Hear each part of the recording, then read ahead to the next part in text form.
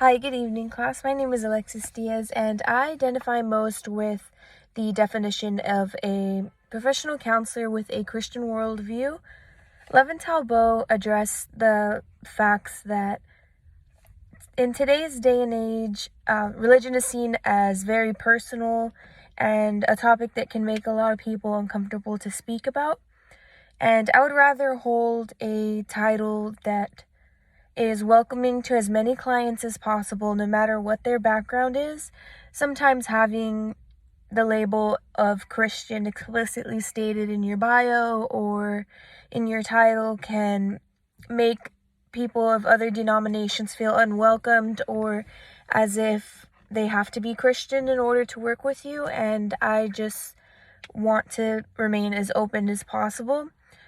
In Introduction to Counseling, Simmons and colleagues describe a counselor with a Christian worldview as someone that imitates the characteristics of God and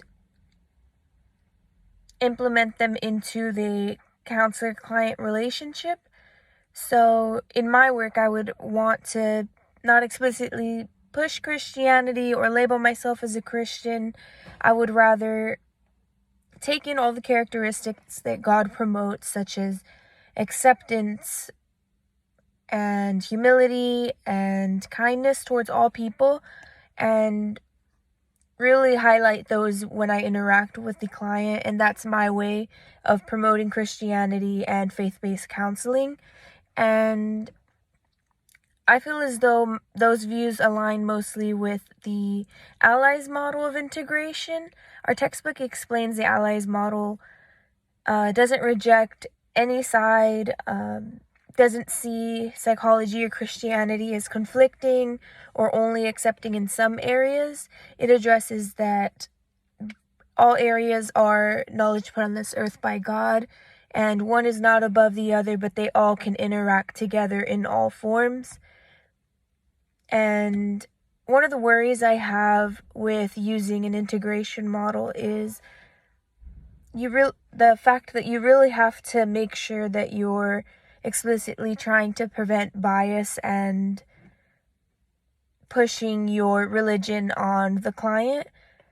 For example, there's been Christian faith-based counseling textbooks that I've read before that are still pushing the recent textbooks, and they're still pushing the term of gender identity disorder, even though the DSM-5 has explicitly stated that not conforming to the binary genders does not mean that you have a disorder.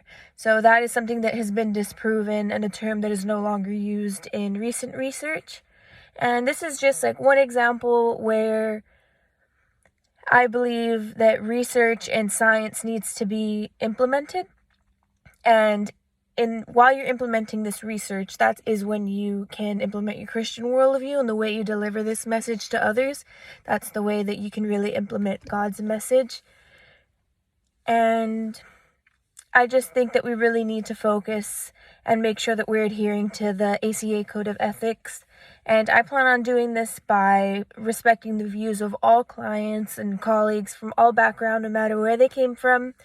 And I will allow the client to invite the topic of religion into our conversations. And I won't explicitly advertise my religion or push my beliefs on them unless they personally ask me and it is vital to an open conversation with me and the client to make them feel more comfortable. That's when I plan on discussing my beliefs, and it will only be in a context and conversation that is invited by the client.